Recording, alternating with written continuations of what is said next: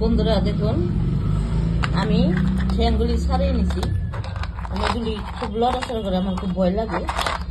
আমি গত বছর একবার হাতে কাটা চিংড়ি যা ধরছিল, আমার মাংস উঠে গেছিল। এখন আমি সুন্দর করে ধুয়ে নিছি। এখন এগুলি আমি প্রসেস করে নেব। দেখুন কিভাবে করতে হয়। এই দেখেন এনে কত গিলু, এগুলো আমি আলাদা করে উঠে নেব। এই যে এইসব পরিষ্কার করে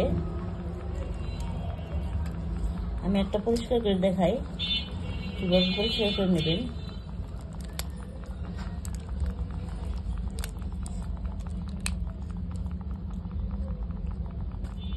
এই দেখুন পিছনে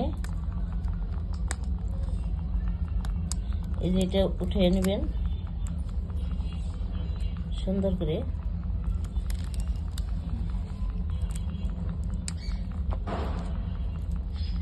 সুন্দর পরিষ্কার হয়ে গেছে।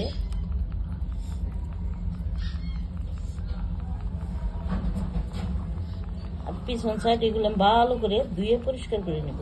একটা রেখে দিলাম, আরেকটা করে দেখাই। এই যে এখানে ধরে এই যেভাবে চালিয়ে দিলেই পরিষ্কার করে নেব। ততক্ষণ আমার সঙ্গে থাকে।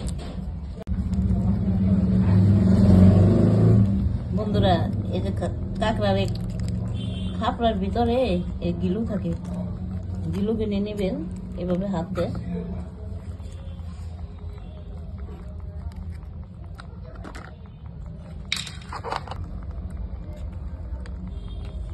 এবছর এখনো খাই নাই, ভিডিও করতে পারি নাই, এটা করবো। আমি এভাবে দেখুন বন্ধুরা, আমি সুন্দর করে ভালো করে পরিষ্কার করে ধুয়ে সুন্দর করে কাঁকড়াগুলি কেটে নিছি। এখন আমি রান্না করব। কিভাবে করি দেখুন বন্ধুরা। আমি কাঁকড়াটা এখন রান্না করব। দেখুন কিভাবে রান্না করব। কাঁকড়াগুলি আগে সুন্দর করে একটু ভেজে নেব।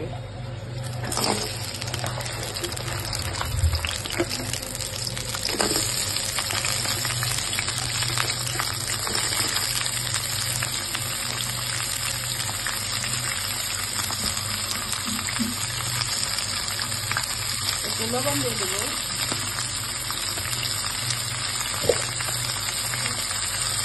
একটু হলুদের গুঁড়ো দিয়ে দেবো।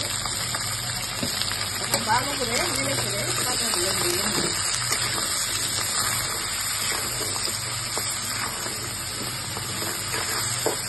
বন্ধুরা, ভাজা হয়ে গেছে। এখন আমি নামিয়ে নেব, নামিয়ে রান্না করে নেব। দেখুন আমি সুন্দর করে কাঁকড়াগুলি ভেজে নিচ্ছি। একটু ভেজে রান্না করবেন, তাই কাঁকড়ার একটা ব্যবসা গন্ধ, সেই গন্ধটা করবে না। খুব সুন্দর একটা ফ্লেভার বের হয় ভাজার সময়। কাঁকড়া আমি সুন্দর করে ভেজে নিচ্ছি। আর একটু তেল দিয়ে দেবো। এখন আমি রান্না করে নেব।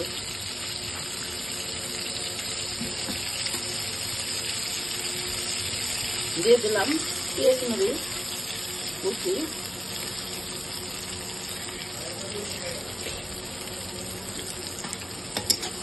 পেঁয়াজটা আমি নরম করে ভেজে নেব।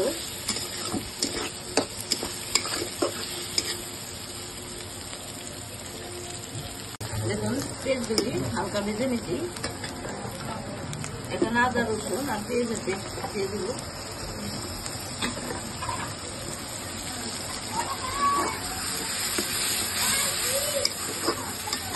বন্ধুরা একে একে মশলাগুলো অ্যাড করে দেবো।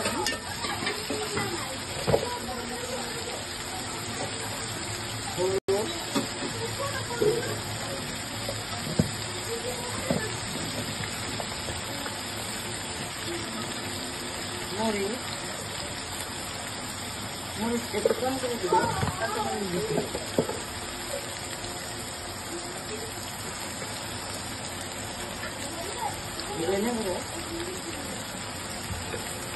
পানি অ্যাড করে দেব।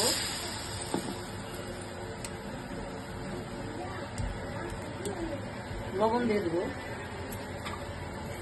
মশলাটা ভালো করে কষিয়ে নেব।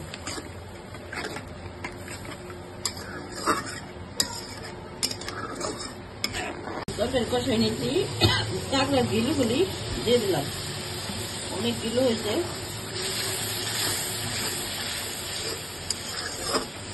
বন্ধুরা কাঁকড়া গিলু এত বড় চিংড়ি মাছের গিলুর মতো লাগে, খেতে খুব সুস্বাদু।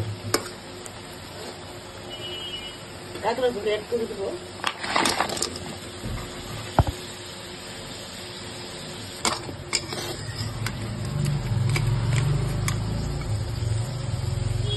আমি এখন দেখে দেবো, দেখে রান্না করে নেব।